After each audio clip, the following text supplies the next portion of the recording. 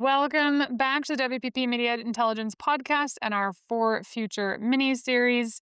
As a quick reminder in this series, we aren't trying to predict one definitive version of 2035. We're testing 4 plausible worlds, asking what needs to happen for each to emerge and what they mean for brands, advertisers, and agencies.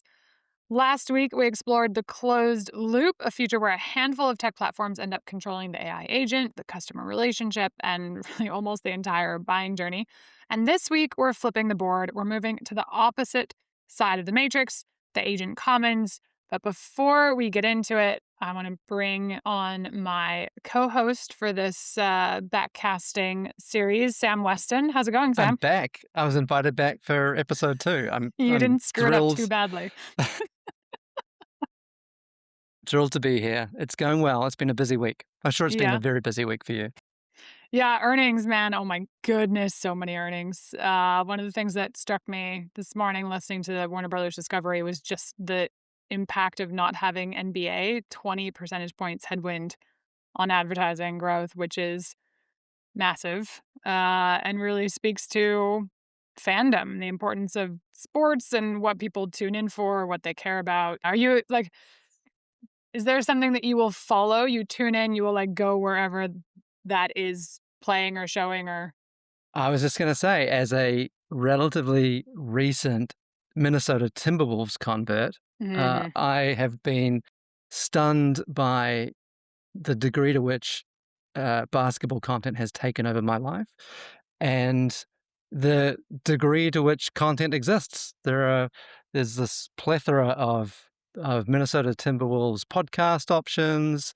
And actually just this week, I think the Wolves announced a new provider, a new deal with DAZN. So, um, I'm fully on the American sports fan journey through the lens of NBA basketball.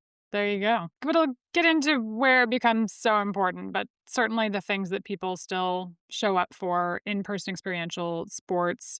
Disney also announced a partnership with TikTok to bring Disney characters in approved TikTok creator vertical video onto the Disney Plus platform, which will be new as well. It's going to be well, I guess after OpenAI Sora didn't pan out, that's a good Yeah. switch up. Yep.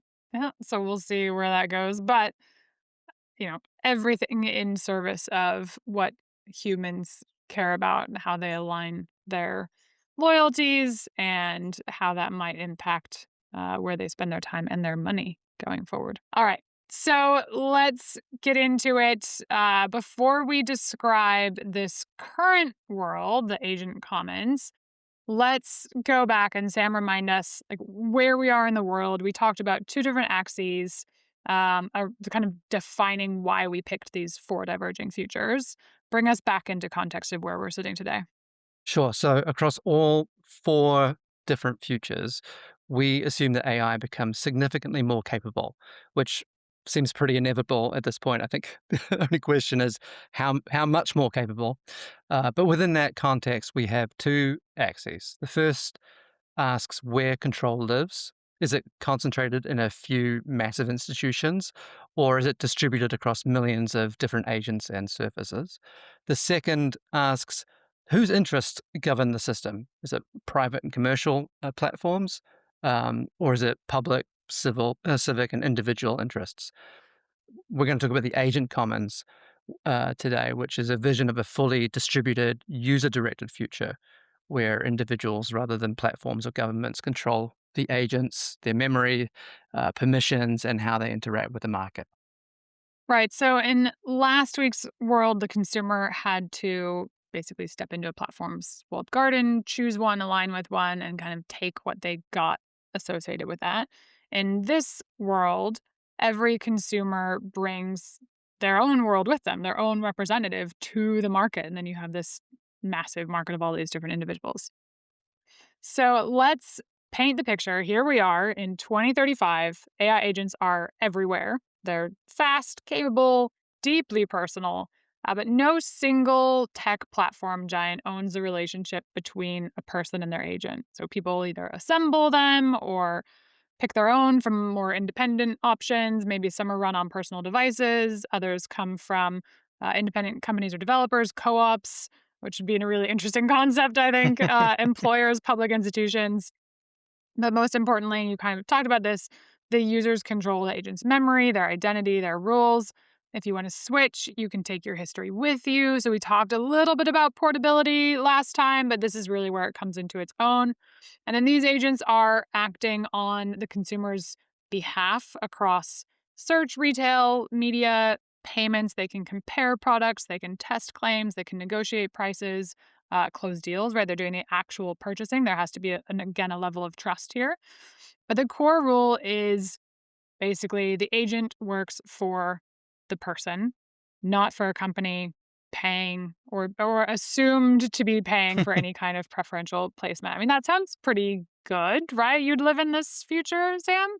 I think that's the dream scenario for anyone with a home server or a 3D printer, and strong opinions about digital sovereignty, which I don't know if I know many people like that. I know Is at least I is know at that least pointing one. towards me? I never talk about 3D printing. I don't know what you're talking about.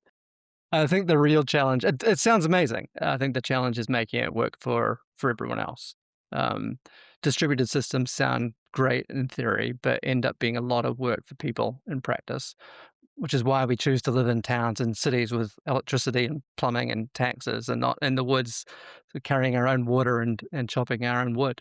Um, People say they want control, but generally they want control without constant configuration. So for this future to sort of scale and arrive, user-controlled agents need to become just as seamless and reliable as handing your life over to a single end-to-end platform. We see the same thing across privacy, right? People often say they want privacy as an example, and some are happy to buy into a system that makes that very easy, whether that's Apple or someone else. But they often then aren't willing to pay for that privilege separately or do the work to create that security and privacy for themselves. Not a lot of uptake on paid subscription platform like social media platforms that promise that kind of thing. So this to me is going to be the linchpin, I think, as to whether this future arrives. Can it be made dead simple and cheap for people to create these independent, personalized, and autonomous agents? All right, so that raises a question.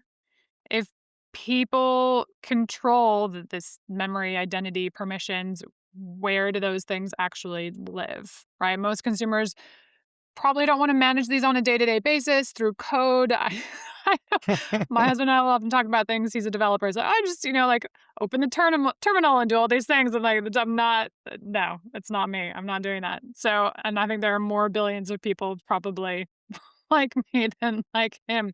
So is there the consumer facing product or protocol? What are we talking about here? I think for us to get to this kind of future, it it requires us to have something like a personal intelligence bunker or a household data vault that is really usable, and embraced by consumers. You would need a sort of a protected environment where you can safely store your identity, your preferences, your permissions, household policies, and the memory that your agents need in order to represent you out in machine land. The key idea is that your agent wouldn't own your memory and all of your data would live in your own bunker. And you authorize models and agents to utilize it. They don't get to take it with them. Yeah, I mean, and you and I have had this conversation a couple of times over the over the years, and the funny thing is, it sounds remarkably similar to how InfoSum works for advertisers today, right? Data bunkers within platforms and places where there's audience data, and it can maintain all of the privacy rights and security and everything that we need to make modern marketing function today. Right. Right. You could easily imagine a personal or household version of what we do for companies, being incredibly useful, maybe even essential in enabling a decentralized, federated future for consumers. Your data stays inside your protected environment. Agents use it under very specific rules, and brands can submit an offer or respond to a need without receiving your entire personal history. Right. So you can imagine there's a dashboard for people's relationship with the digital world. They can talk about current needs, brand preferences, things around, the importance of durability versus price, versus fandom. How many things can you have branded with Timberwolves logos, right? Like that could be an added bonus. You get to dial up all of these things in a personal dashboard, which makes a lot of sense. Right. Right. Ideally, you have a solution that doesn't require constant supervision, but gives people enough control through standing instructions and the defaults that they set, so that agents can act inside those boundaries and really just come back to you when you have a consequential decision to make.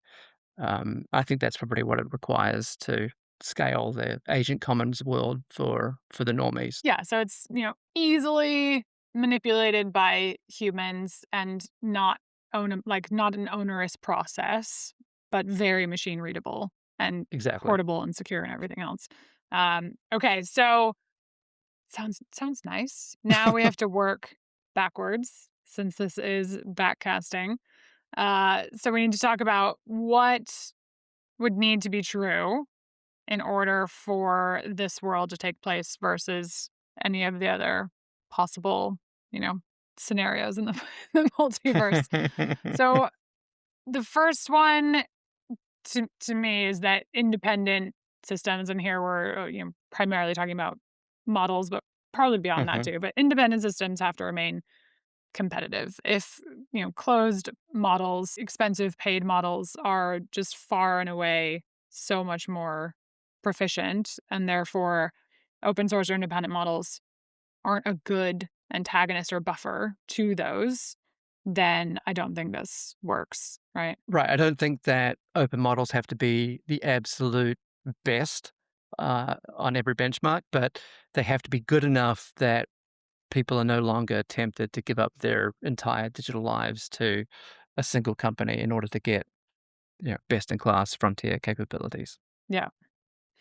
All right. Condition two, personal computing becomes powerful enough. And this ties into, I mean, we're talking about having people having their own data bunkers that comes with some physical s- gear, right? So we're Hmm. talking Hmm. about edge devices being good. You want this to run across your entire home network. So whether that's, some kind of physical compute data server, are phones and laptops going to be enough at that point? Are they strong enough to run all this edge computing locally? I'm also thinking I live in a single family home, but there are going to be lots of people in big cities that are going to need to be able to rent from a server rack in an apartment building, probably too. But basically, we have to have enough computing sitting at the edge and on device to make this work. Well, and can consumers even compete for access to chips against the Gosh, main yeah. providers, right?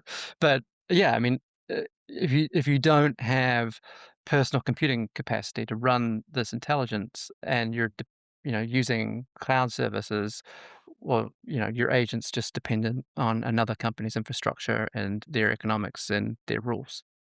I think this probably gets helped actually by what we're seeing today, which is pushes across Europe and the US potentially to limit big data centers, move to solar power. I mean, this is a world where every, again, home or apartment complex is doing local energy generation and local, compute, which is a very different model to what we have today. All right, nodding your head. That's very useful in radio and podcasting, Sam. Sorry, I'm making affirmative noises. Condition three, memory becomes portable, but we need meaningful portability. So not just of data, but memory, context, everything that makes the agent useful, right? That's the breakthrough that everything depends on. If you can't move your model, then none of this works, right? An agent that you can't leave is just another platform that you're locked into.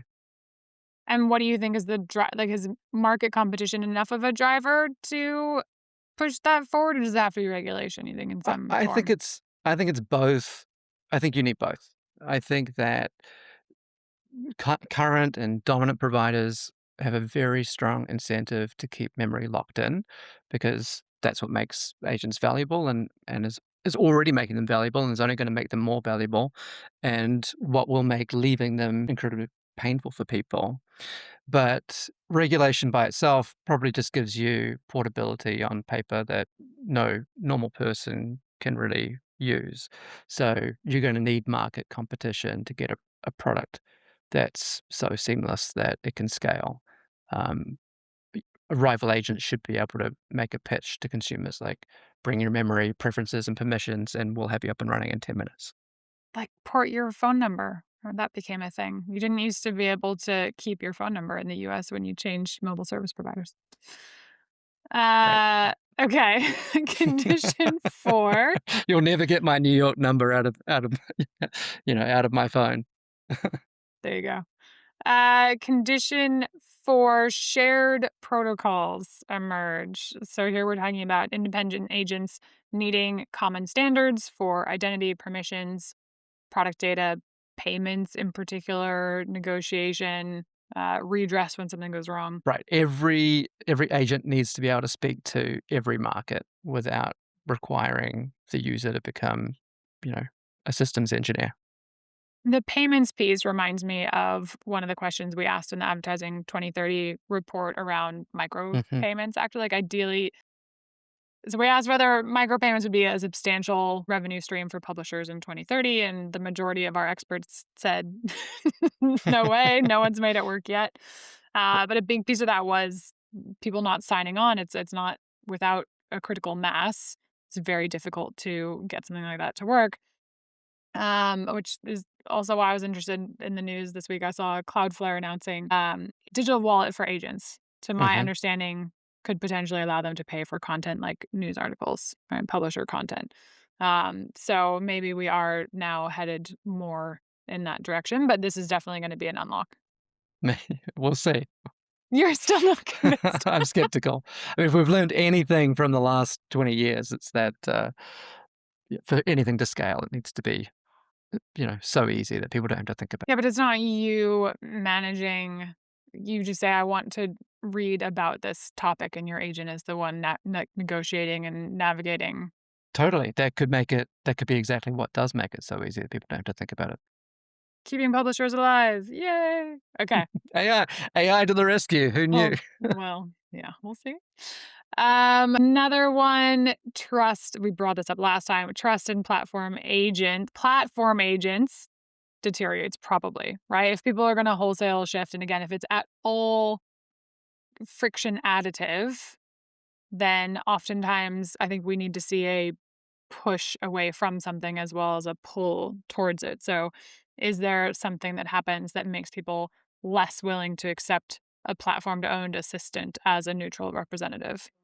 I think this future never arrives unless there's some visible, public or personally felt conflict of interest or betrayal of trust that shifts how people think, and ideally, on a mass scale, right? You could imagine this happening if people discover that their assistant has been steering them towards products or ideas that benefit the platform at their expense. But it's also why those platforms right now are so focused on trust. Uh, Or that donates to a political party that you aren't affiliated with. Can you imagine? can you imagine? Yeah, I mean things like fraud, misinformation, as well as just misaligned priorities here. I think is it's what we're watching for. And last condition, I think here we're talking about like, agents acquiring a duty to the user. So what does that look like? And we talked about redress at the top of this, and how does payment work? Are we talking about some kind of regulation that defines like a fiduciary duty to a consumer the same way that financial advisors have to agree to something like that to be certified? Do we need a certification process? And then again, who's paying for that as well? But yeah. I think that's another essential requirement for this world to arrive. And, I think it's also something that we may see getting discussed sooner than we think as the AI revolution becomes more and more central to policy discussions and probably sooner rather than later political campaign promises. So, similar to the conversations about disclosure of AI usage you know, um, in advertising, you could well imagine people arguing for a fiduciary obligation in which agents have to disclose their ownership and material commercial incentives and act according to their users' stated interests. Um, because if you don't have that, you ultimately end up with the same commercial conflicts of interest that you have in the closed loop future, just with a more reassuring label. Okay. So, uh, this is possible, Yeah, and some people are I, going to find this attractive. I think people will be very excited about this theory. There are a lot of people that want this future and are actively working on it. The challenge is getting it to scale. So let's bring it to life a little bit more, though. Like, what does it feel like on a daily basis? We're talking about here a day in the life 2035, and I tell my agent, this is a new agent maybe. I'm setting up some of the rules, prioritize reliability over the lowest price, buy locally where the price difference is reasonable, avoid companies that sell my data, default to brands that I already trust and have bought from before, unless there's something like a materially better alternative, and then just set it loose to check sellers and reviews, product claims. And it can also then ask for offers or see what kind of upgrades or whatever else you could get for that price, negotiating terms, and ultimately buys and handles the logistics. hmm So in that world, consumers are no longer just a targetable profile inside a platform. They're essentially a market of one represented by software, by by a gatekeeper. So today, advertisers buy access to aggregated audiences, but in this world, the situation is reversed. And essentially, you have advertisers answering billions of individual briefs. Each brief would have a completely different combination of price limits, values, service requirements, brand loyalties, willingness to share data, and that would be extremely empowering for individuals and probably operationally terrifying for brands. Do you mean instead of dealing with several large distributors, I have 8 billion individual customers? What's wrong with that? Yeah, careful what you wish for, maybe. I mean, it sounds like the Wild West because it's all rules based. I mean, it is just hyper distributed in that sense, unless you have pooling. What we've seen from agents is that they like to coordinate. So I don't know how that works, but maybe you get Yeah, posses. it's right. It's the Wild West, but it's what's the is there a term for like a global bazaar in the Wild West? Every agent has its own rules and ranking preferences and permissions, and then every brand potentially makes different offers. Right. So every brand could be formulating a bunch of different offers, but they would have the benefit of those being, hyper relevant to each individual consumer and driving better loyalty probably and satisfaction off the back of that. All right, let's talk about what advertising becomes in this world. In the closed loop, advertising increasingly became through the price brands paid or the system that brands had to opt into to participate in a platform's decision architecture. And here the agent sits within individual audience members' household bunkers. Right. Advertising, I think, in this world splits into where you're trying to provoke emotional decision making from people and rational decision making by machines.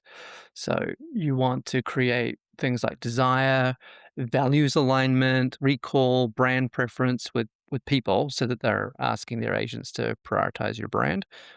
But you also need to be providing things like price, availability, performance, service details, commercial terms to agents who are essentially becoming household procurement departments. People still decide what matters, but agents decide whether or not your product qualifies. I think that's mostly true. I think there's still things we don't know entirely. I've mentioned this before, but Dave Clark talking about early agents opening pictures of national parks or something in the middle of whatever they're doing. They might like a catchy jingle. Maybe, yeah, it's true. We I don't know. don't want to. We don't know how these systems are going to develop. They may actually have strong emotions, and who knows? Maybe they'll be sentient. So I don't know about that, but maybe we'll be in a fight with our agents about about what they're actually what they think we should prioritize. yeah. You're like, I prefer the taste of Coke. But Kate, Pepsi's on sale. No, it really has to be Coke. Yeah. All right. This future's becoming less and less appealing to me. But brands are still speaking to humans, obviously, because they have to create those brand preferences. They have to create the urge for someone, like I just said, to ask for a brand by choice because it matters so much to them. Right. So there is absolutely still a track of messaging. And we just talked about the importance of fandom and things like live sports for engaging humans. Those are going to be, more importantly, the places where brands can continue to reach people. And especially if you're thinking about like new brand introduction where they don't have a deep history for LLMs to be searching, or if you're trying to conquest and someone already has a product on auto order and you need to subvert that, interject yourself into the agent preference system, those are going to be the only places I think increasingly you can do that reliably. Yeah, you need strong brands in order to give people a reason to override agent freedom. So if people are just asking agents to find me a pair of running shoes, everything becomes commoditized. But if the instruction is always buy Nike, unless there's a compelling reason not to, you're retaining the power of the brand. Ultimately, if you're a brand, you want to become a standing instruction or preference inside each customer's setup. And if an agent can express everything valuable about your product in just a spreadsheet, that may not answer the human response question. So there Right. are still intangible things that matter, Yeah. humor and nostalgia and all the rest of it. Or though who knows? Maybe in this agent centric future, the spreadsheet qualities of a brand will be more important than than the human brand preference. We'll see. We'll see. Who knows? All right. I thought we started out with such a rosy picture of this future. Okay. So advertising takes on new forms. We're saying there have to be reasons why consumers still, instruct their agents to deal with brands. I don't think we're envisioning a future where people can just say, don't accept any offers or communications from brands because that is the market ultimately. Supposedly, they want to be able to purchase or want to learn about new offerings that might suit their needs better. So it doesn't necessarily just block all commercial interests, but filters and prioritizes. Yeah, people buy things. That's what people do, and we've learned that people like to buy things, and they have a whole set of preferences for what they choose to buy. But I think that in this world, advertising to agents is less like delivering a message and more like having a standing commercial offer where you're publishing authenticated machine readable claims and prices that agents evaluate against each of their users' rules. All right. So does that mean promotion becomes sort of negotiated rather than broadcast? I mean, it gets a little bit into these, but we're talking about hyper personalization, people asking for specific things. There's current backlash right now against dynamic pricing. Things could come, like I can pay for faster delivery, and then that dynamic price is something that my agent understands and has negotiated versus being tied to a personal characteristic, which I think is what a lot of people are uncomfortable with for very good reason. Complexity is just an inherent feature of an open, broadly distributed future. And you can, if it's complex enough to imagine a world in which brands have to deal with billions of individual customers, right, on a one-to-one basis. But then imagine each one of those transactions being a negotiation, Yeah. right? Like where those people are represented by an agent that says, We'll consider your offer, but can you match this price? And Yeah. also, can you can you extend the warranty and guarantee some local service?" You're just going into a world of infinite complexity. This is it, because I think that the other thing with dynamic pricing as it stands right now is that all the power is on one side. One company has algorithms that can generate that dynamic pricing because there's asymmetric information in what it knows about shoppers that shoppers don't have. But if we're saying in this world shoppers all have their own AI that is as high powered as any distributor, retailer, brand, then that asymmetric power imbalance doesn't exist in the same way. The consumer can say, "Okay, I've looked at all the offers. I I think I want yours, but make it worth my while." Even if pricing is dynamic for various reasons, in that sense, it's the information asymmetry is not the cause for it, right? It feels less predatory in that sense. One more reason to have established really strong brands that override the need to negotiate. Right, so you might be willing if the consumer's preference is it has to be Coke, it has to be Nike or whatever, then the agent accepts a higher price for those things. And that's always been true about strong brands, right? The ability to sell premium product is prefaced on building that brand preference over a long time, priming consumers, all the rest of it.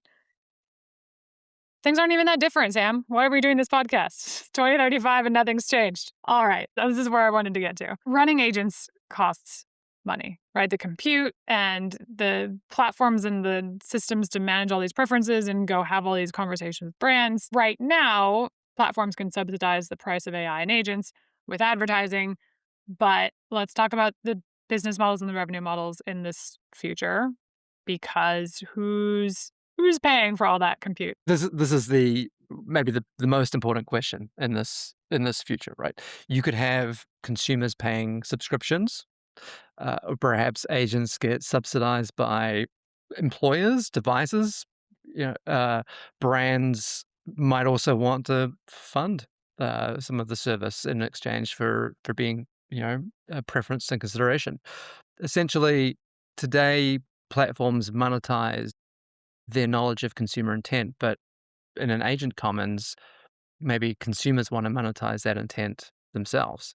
So instead of watch me and target me, the exchange is here's a need I have that I'm willing to disclose, make me an offer. Yeah. Yeah, when I was shopping for a new car, I was very happy to see car ads because I was in Right. active buying phase, right? Once I'd bought the car, I was like, "No, I'm done. I'm done. I don't Yeah, look there's at nothing worse anything than else." seeing an ad after you've bought the car. Yeah, exactly.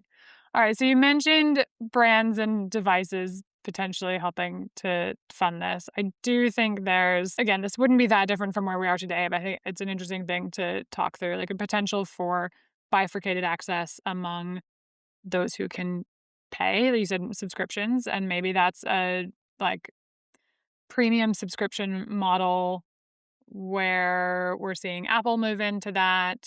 Uh, this type of all-in membership that grants people access to like a premium agent template, preloaded brand deals and subscriptions. That might be entertainment, mobility services like Waymo, maybe device upgrades or smart home stuff, connectivity.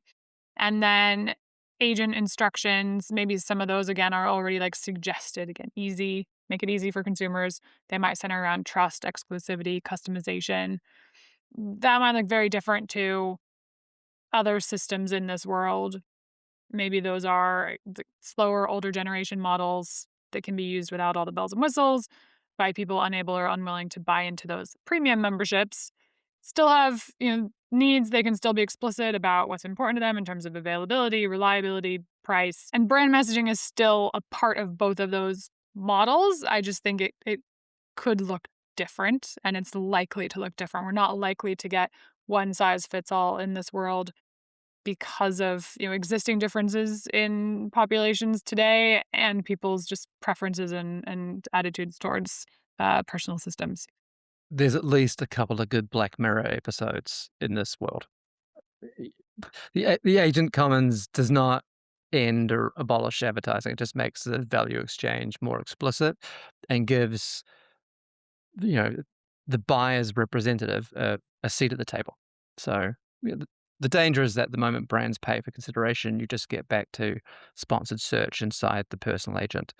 And the question is whether or not sponsorship expands choice or corrupts recommendation. Yeah. All right, let's bring this back to the audience. What does this mean for advertisers, agencies? What are we talking about? I think media separates into two different roles. So you got human media, which is incredibly entertainment and culture driven, sport, creators, communities, all help form human preferences. And then you have machine facing media, which supplies structured facts, offers, and evidence.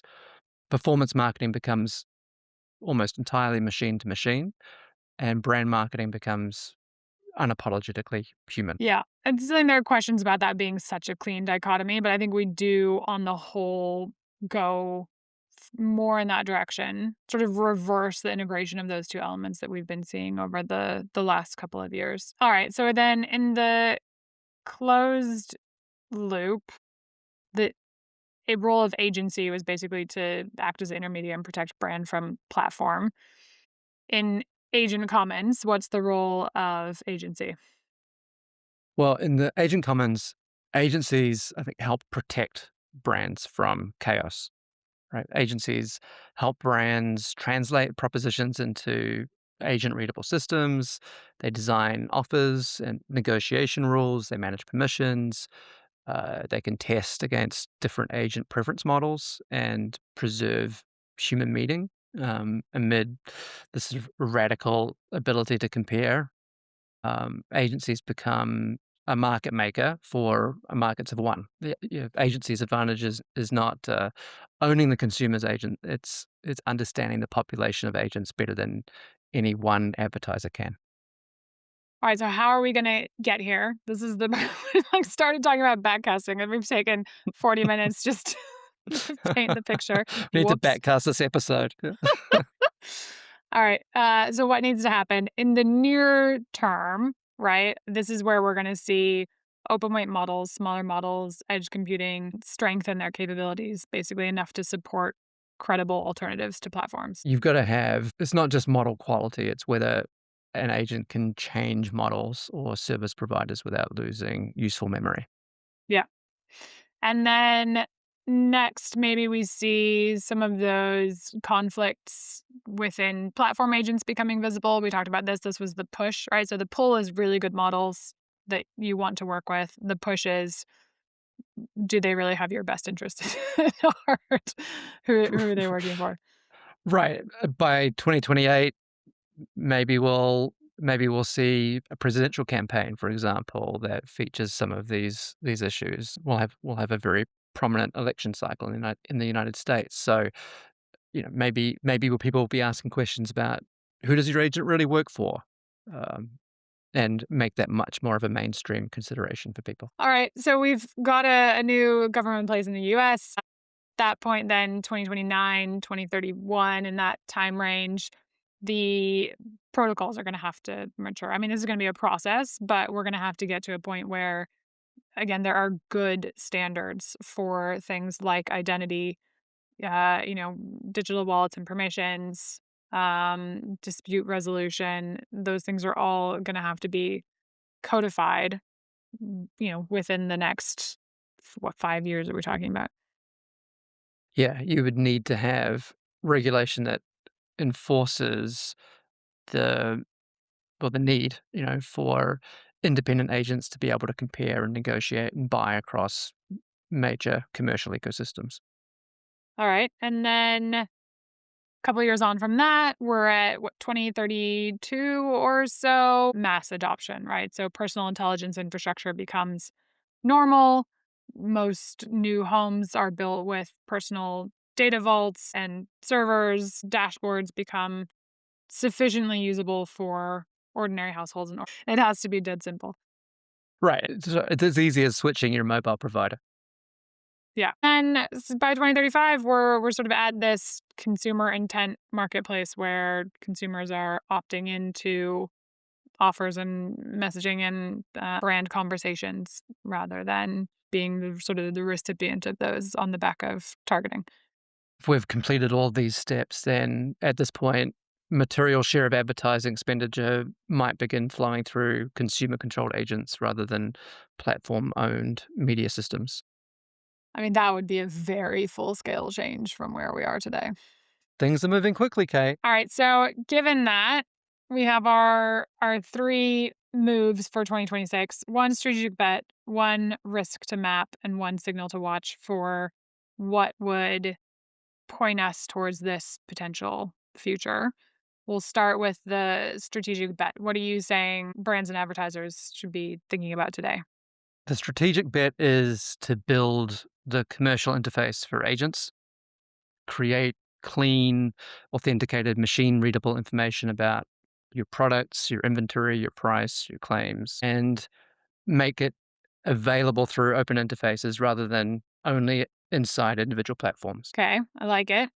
For mine, I'm going to lean into something I've been telling clients already, which is if we imagine people are going to create these personalized agents and feel comfortable opening up their, wallet and purchase history, I think there's an imperative in the next year to 2 years to really focus on new to brand and ensure your brand shows up in as many people's past carts as possible so that there is a history of that brand there. Yeah. Okay, all right. That's the strategic bet. What about risk? What risk should advertisers be mapping? I mean, there's some companies that are advertisers that are heavily reliant on performance media, platform ownership of audience data and profiles. And I think now, today, scenario planning, muscle building should be happening for like seeding that top of funnel consideration, building that more brand oriented storytelling. That can't be something you only decide to do sort of once your current mode of targeting is already vanishing. Then that's exactly right. Can your brand survive radical comparability? And what happens when consumer agents strip away your beautiful packaging, you know, your right, all the smart thinking that you've put behind it. Yeah. All right. Last one, signal to watch. What tells us that this is the future we're headed for? It's got to be portability, not just capability. So whether people can move, whether there's a way really for people to move agent memory and permissions and identity across services. Yes, I think that's right because without that, you're still locked in, and there's no benefit. For me, I think I'm also watching how much of computing is moving to edge devices, uptake of local data servers and companies that are providing that kind of tech and hardware, and then companies offering sort of more turnkey solutions for personal data vaults. That edge world, something I'm watching really closely. Out there on the edge. Oh, we need some outro.